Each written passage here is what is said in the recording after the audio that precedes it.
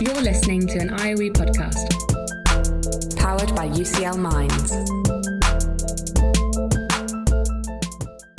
Hello, listener. Just a quick note from us to say that this episode was first recorded on Monday, the 8th of July.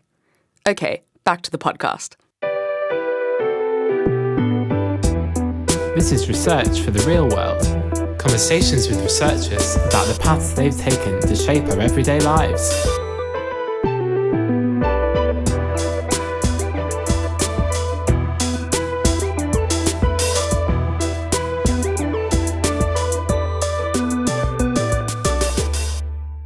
This is Research for the Real World. Hi, I'm Jason Ilagan, Executive Producer of the IOE podcast and Senior Digital Communications Manager here at IOE, UCL's Faculty of Education and Society. We're recording this a few days after UK voters decided to hand the centre-left Labour Party a parliamentary majority, and at the same time, Europe is broadly in the grip of what some call a right-wing populist surge.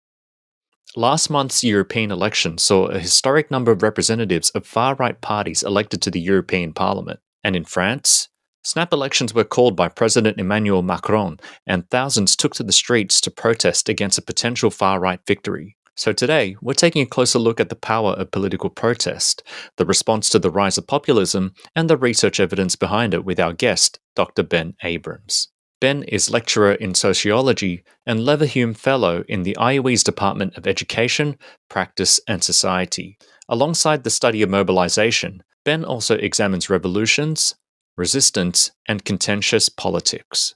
In his book, The Rise of the Masses, Ben looks at how some of history's most momentous mass risings took place and uses them to build a theory of spontaneous protest. Ben, I'm looking forward to discussing your fascinating work with you today, so welcome to the podcast. Thank you, Jason. It's a pleasure to be with you here. All right, Ben, a bit of an icebreaker. Could you please tell us a bit about your academic journey and how did you become interested in your area of research? So quite some time ago now, when I was actually a undergraduate student, I became interested in the genesis of revolutions and how and why they happened, mostly because I was trying to answer this question as to whether you could have a revolutionary system and a democratic system hand in hand. Could there be such a thing as a revolution that was carried out not by force, but by democracy? And in answering this question, I began to probe deeper questions about how perhaps revolutions might occur, how they might take place.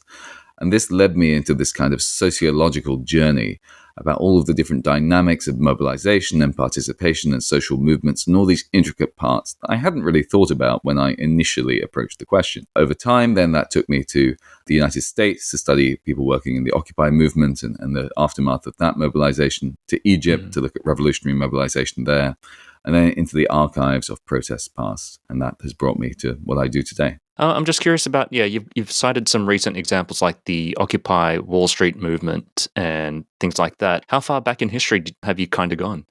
So the oldest case that I've done concerted work on is the French Revolution of 1789. That is, in many ways, the democratic revolution par excellence. It's a revolution where they kind of built democracy haphazardly and often quite violently, but they eventually built what seemed to be the world's first sustained mainstream democracy as we understand it. And the laws of that democracy still endure in France in the present day. That legacy is still there in how European democracy is conceived. That said, I also work on very recent stuff as well. So some of my recent work, for example, concerns the Black Lives Uprising in 2020 after the killing of George Floyd by Minneapolis police. So what I like to do is I like to bridge these historic cases with quite different societies and contexts with novel, more recent cases to see if there are lessons that we can learn from the present that tell us about the past and the past that tell us about the present, all with the goal of building a kind of more general, applicable theory that can deal with diverse cases and contexts. Oh, great. Could you explain in a little more detail about your sort of approach to research into sort of these large collective struggles? Yeah, so I do what I sometimes call comparative history plus. That's to say, rather than being a conventional historian who looks only to the archives or to secondary sources, other historical works, I also look to the more ethnographic and interview-based side of research. So sometimes I'll spend time with activists or organizers or people participating in forms of resistance. I'll be talking to them about what that struggle constitutes. I'll be observing how these practices actually take form in reality, as well as looking at kind of long-form qualitative interviews that I might conduct with people involved in these struggles, not just on the side of the protagonists, but also with antagonists, with people who are perhaps bystanders, but nonetheless influential. I try to triangulate all of these different sources and bring them together. So yeah, lots of sort of stuff on working on the ground, meeting people from across the spectrum. That's really fascinating. So can we talk about your book? So you've written recently in The Rise of the Masses about a model that allows lawmakers to look at society and understand the triggers for people to participate in protests. Ben, could you tell us a little bit more about this model? Absolutely. First, of course, I preface this with the model is really intended for anyone looking to achieve a sustainable, positive social change in a society, and to do that while leveraging the power of ordinary people and engaging with them in order to achieve that. And so I don't just see this as something that can be imposed from the top down. Rather, I see it as a tool for people organizing from the bottom up. And so it's not just from a policy perspective, top-down model. Rather, we're looking at how groups of people who are organizing to change society for the better can help achieve that social change by recognizing how ordinary people might participate in protests. But with that said, I would probably describe the model as hinging on two key components. The first is something I call affinity. These are the kind of predispositions that ordinary people have to participate in a particular cause.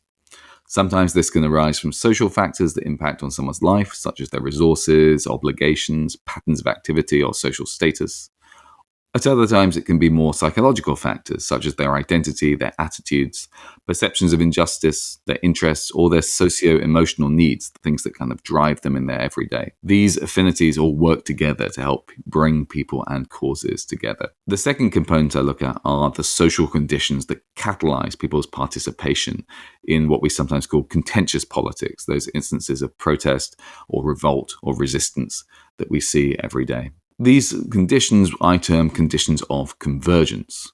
These can make participation in politics more advantageous, more possible, or more important for ordinary people. Sometimes they can occur at a structural level, constituting certain situations that might help encourage participation, or at the level of popular belief, encompassing the kind of widespread frames that we see in the media, social media, and society that help us feel that participation is or is not a certain kind of thing, a certain kind of way.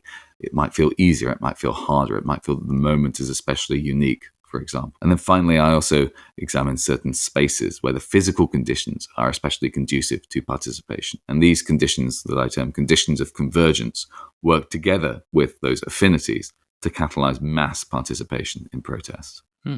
Ben, could we perhaps break down how the affinity and the convergence sort of theory is applied? Could we perhaps look at the example of the events that followed the killing of George Floyd? Yeah, that's a really interesting example, actually, because it brings together so many different elements of affinity and convergence and talks about how they work together. So for context, the overall theory is called affinity convergence theory because of the kind of corporation of these two elements. In broad brush, affinity is the predisposing factor, convergence is the catalyst, and then they work together and they affect mass mobilization. So let's break that down in the context of the Black Lives Uprising after the killing of George Floyd. One of the really interesting elements here is that although there is a heightened sense of threat that initially helps mobilize people after George Floyd is killed, things really take a turn, actually, with the rise of what I call an opportune situation following a victory against police forces on the streets of Minneapolis. A few days into the protests, the police get pushed off the street. And all Minneapolitans who are really quite afraid of their police forces, right? These are armed guys with guns. They've just killed one of their own citizens. And this fear suddenly drops when the police are successfully pushed back off the street. And eventually, it drops altogether when the police station itself is burned down by protesters. This moment then catalyzes copycat protests across the United States, with ordinary people sensing this idea that you can, in fact, defeat the police on your own streets, something that people didn't really consider possible in American protests. And so this opportune situation is what then creates the groundswell for much more mobilization. At the same time, we have to look at what predisposes people to join these mass protests after the Minneapolis 3rd Precinct gets burned down. One of the key things here is that unlike in many other situations, there were large swathes of the population who had certain social statuses that meant they were especially available for mobilization. So if you remember, this was during the depths of COVID. A lot of people didn't have their day job. A lot of people who were in full-time education had their studies cancelled. There was this abundance of free time among certain segments of the population. And so when this kind of opportune situation arises, they are already predisposed to be able to seize it. They already have a kind of conducive social status, the right patterns of activity to allow them to go in and protest. By contrast, by the way, it was also the case that certain people who didn't have predispositions that were suitable for protest, or in fact had predispositions against protest. People who had SHIELD, for example, during the pandemic, people who maintained their in-person work obligations. You didn't see those people showing up. And so this was kind of this interesting illustration of how these predispositions, these affinities, were shaping who turned up when this opportune moment arose. More broadly, however, the COVID-19 pandemic was this kind of, again, we would call it in terms of the model, an exceptional situation, a period of time where the norms and rules of society were a little different. And so people were able to engage in protest in ways they wouldn't necessarily be able to at other times. As the protests went on, however, interesting other kind of catalysts emerged. One fun example is that there was a small restaurant essentially set up during one of the protest waves in Portland, something called Riot Ribs. It was this kind of moving restaurant where people would go and get these absolutely delicious cooked ribs. And people would show up just to try the ribs and get drawn into participation in protest. It created these kind of exceptional physical spaces where a nearby student or someone walking by would say, "Oh, I've heard these ribs are really good," and then suddenly walk into swathes of tear gas descending upon them from police officers and find themselves radicalized into participation in protest by virtue of the fact they were under police assault. Yeah, like I don't want to sound flippant about it, but that there's that saying about the way to someone's heart is through their stomach. So it sounded like it was a way to sort of win hearts and minds to the sort of the broader cause. Absolutely. I can't speak to the context of, well, actually I probably can. I was going to say I can't speak to the context of the French Revolution, but really actually all four of the cases I look at in The Rise of the Masses, the French Revolution of 1789, the Occupy Wall Street movement, the Egyptian Revolution of 2011, and the Black Lives Uprising of 2020, all of them have essentially some form of restaurant or cafe or open kitchen that emerges and sustains these protests and brings people in to participation. In the case of Egypt, it was these enormous batches of lentil soup being cooked up in people's flats, as well as a kind of disused KFC restaurant that gets turned into a mobile clinic. In the Black Lives Uprising, it was things like Riot Ribs, this kind of ribs restaurant that was kind of moving around and roving with the protests. In the case of Occupy, there was this massive central kitchen that people came to donate food to and came for meals as well. And then in the French Revolution, it was the cafes, coffee houses, and all sorts of other places that people were gathering to participate in political discourse and subsequently protest. Yeah, you've just reminded me, because I was in New York around the time of the Occupy Wall Street movement in, was it 2011? And, I was there on holiday, but yeah, I do remember passing by and sort of seeing the kind of, village that they've had set up. And I do recall, community spaces, communal spaces for people to eat and drink and socialize and talk. So this is all really fascinating. I wonder if we could kind of move back to sort of a policy sort of approach. Would you be able to sort of describe how your work might be useful in terms of informing policy for, positive social change? Absolutely. I think one of the key things that we see in mass protests is that ordinary people can be driven to the street for both ordinary and extraordinary reasons. And it's often those ordinary reasons and extraordinary reasons working in parallel. And what we often see in mass protests, particularly those associated with the far right, but not exclusively, is that there are instances where there are mass outbreaks of violence. One of the key lessons that you can take away from the work that I've done in The Rise of the Masses, as well as my broader work, is that there are really key ways in which policymakers and governments can set rules for their police departments, set rules for their other public bodies that help prevent the outbreak of violence at protests. One of the key ones that I stressed to policymakers in Colombia some time ago was that you must, if you are policing a protest, never escalate violence on behalf of your kind of government or regime or policymaker. The moment at which you create a violent protest, the moment at which police start using violence against peaceful protesters, it changes who can come out. Suddenly you select for people who are prepared to be violent. You select for people who are willing to fight your police officers. And so you create, by using police repression, by using violent repression, you create violent protests. You construct an environment in which the only people who will be able to participate are those who are psychologically or socially ready for a violent confrontation. And so one of the really key things I always stress when I'm talking to policymakers is when you say, oh, send in the cops, disperse this protest, you're not doing what you think you're doing. What you're doing is you're setting a norm around force that means that the people who are going to be coming out will be ready for a violent conflict. The peaceful people who were there before, they disappear. And so the norm among the group completely changes. Suddenly you have a situation in which everyone is ready to fight the police. And those who might say, oh, guys, let's calm down, let's not get into a confrontation, they're gone because you've shot them with tear gas, you've beat them up, you've brutalized them. And so that was one key thing that I emphasized in the Colombian context. And so that's certainly something I'd like policymakers to take away.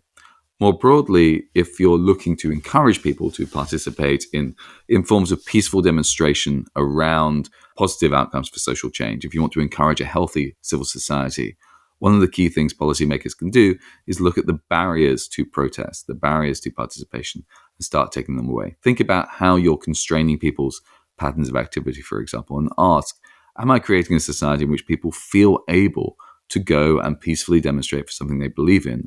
Or am I creating a society in which people might not feel able to do that? Maybe because they're overworked, maybe because they're afraid, maybe because their lives are so fragmented from kind of urban centers or cores that they can't come together collectively and make their demands peacefully. Because those conditions can also be very, very dangerous. You might think, of course, that policymakers would want to discourage protest in their societies. But as we've seen in recent years, when you discourage the peaceful expression of people's opinions and views in civil or civic protest, what you get instead is often a much more forceful rebuke, either at the ballot box or in sporadic outbreaks of very unruly activity that don't obey the norms and rules that we associate with society, but which instead may often be resentful or violent or fuel the populist upsurge that we've seen recently and encourage a form of society that is maybe less positive about the rights of citizens. Yeah, right. Ben, you mentioned the example of your work in Colombia. So as I understand it, you've worked with a certain organization in Colombia to sort of help prevent, violence in mass protests. Could you tell us more about this collaboration and how you've interacted with politicians and human rights activists to communicate your findings? Yeah, absolutely. This was actually something that was a real rare pleasure and something that I didn't quite realize till I was doing it, quite the impact it would have. I was invited to give a presentation for the Program for Peace in Colombia following the change of government there. And they were interested specifically in how they can make protests more civil and cordial and support a vibrant civil society, as well as reducing the outbreak of political violence. There I talked to an array of people who were from civil society organizations, from a policy framework, from politics, and I think as well from the kind of law enforcement apparatus about how we would make society essentially more conducive to peaceful protest and help reduce outbreaks of political violence.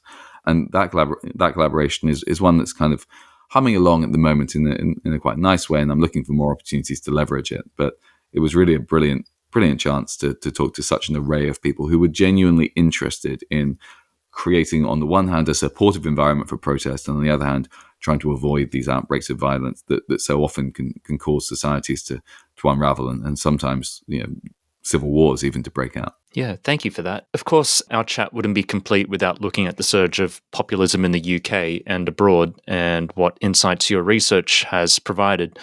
Would you be able to tell us more about how you've been working advising Cambridge policy fellows on coping strategies against populism? Yeah, so this has been an interesting thread of my research.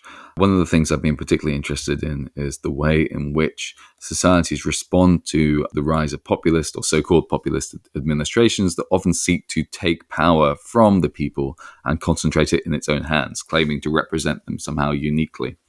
And One of the things that I've emphasized in the discussions I've had through the Cambridge Centre for Science and Policy is really emphasizing that in order to effectively respond to populism, you have to not only form kind of civil society cores that can maintain the norms that we associate with conventional democratic societies, with what is sometimes called liberal democracies, but also we have to be prepared to empower people actively to allow citizens to practice politics in a way that goes beyond the ballot box.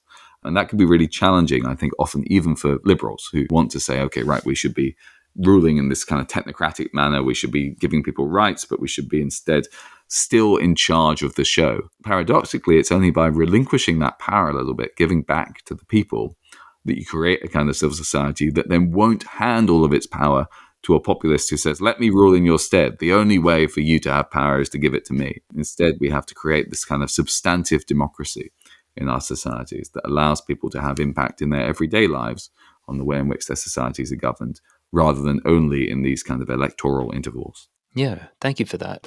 I wanted to sort of briefly jump back to your work around an affinity convergence theory. I'm curious, do you think this can be applied to other forms of action, such as voting? So that's a great question. This is actually something that we're playing with at the moment. Affinity convergence theory is conceived of as a theory of spontaneous participation in politics, basically, contentious politics specifically. And so one of the things I became quite interested in recently is whether we might see spontaneous forms of participation in elections, particularly from constituencies of people who maybe don't usually vote, or who maybe if they do vote a very different way, whether there might be an element of spontaneity in elections, or whether even if there were not spontaneity, there might be some elements of the model that kind of spoke to how people chose to vote or chose to participate electorally. And what we're seeing, interestingly, in this election is everyone thought it was going to be one of unprecedented mobilization. People thought it was going to be a kind of, what I term in theory, a paramount situation. You know, one of these moments where people feel, oh, we have to change the government. We're done with the last one. We want a new one. Let's bring in the Labour Party. What we saw, interestingly, was that there was not that upsurge of spontaneous participation. Instead, what we saw was a kind of fairly depressed turnout. And in some of the initial research that we've been doing on the election, what we're seeing is actually that pattern is repeated. So you have these affinities that really are in place, but actually you're not seeing convergence conditions that you would expect with extraordinary turnout.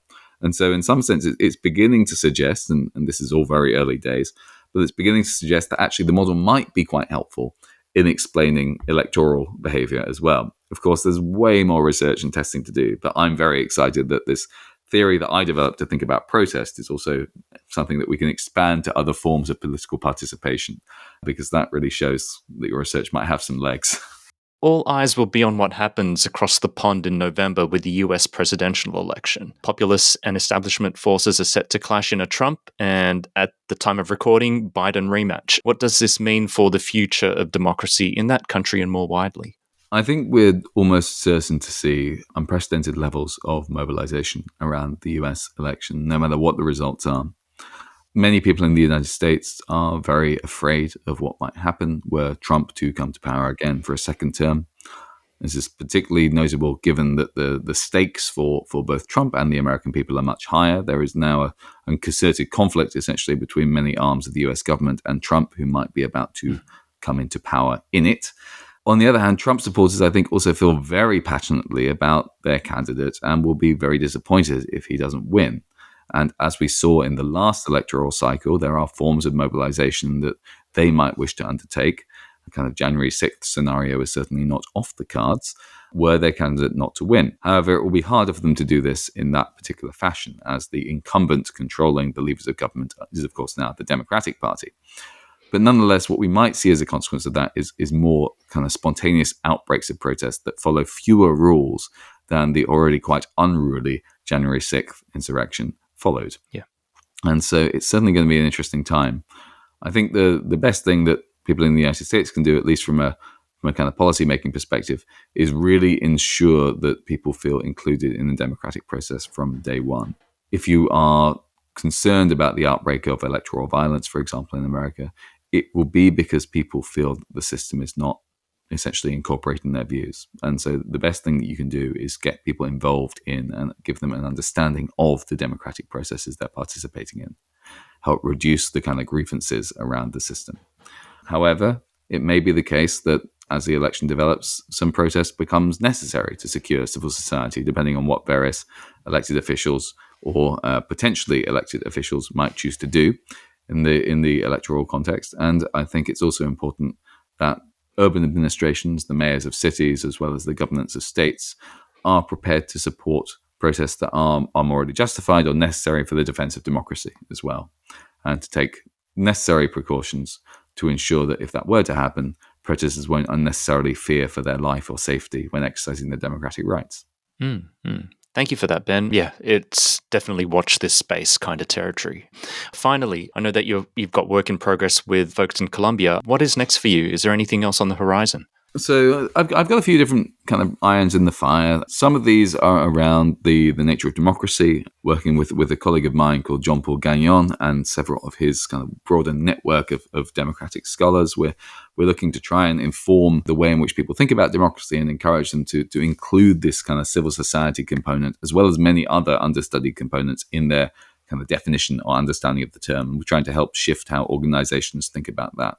We did have some conversations earlier with Facebook around some of these ideas, very early stage things. And we're looking to talk more broadly to companies that support civic discourse and to help them kind of gain a sufficient definition of democracy to help support this kind of civic engagement.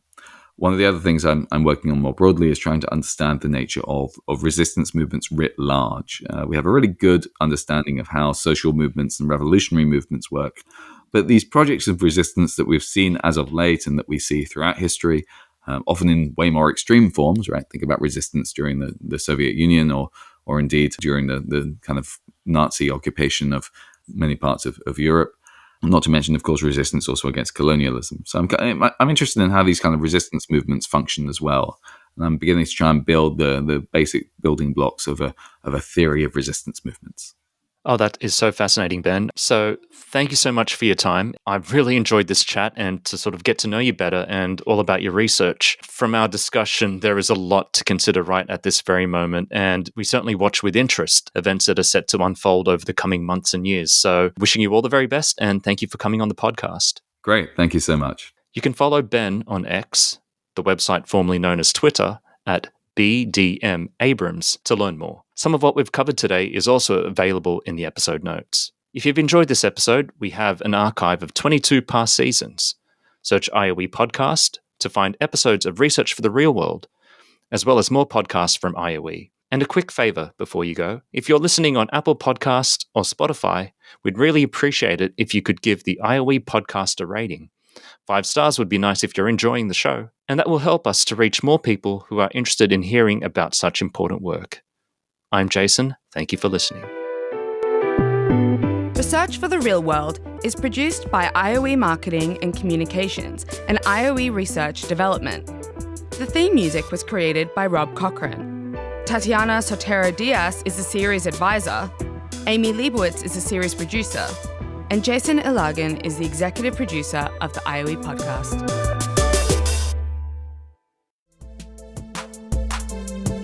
Thanks so much for downloading and listening to this IOE podcast.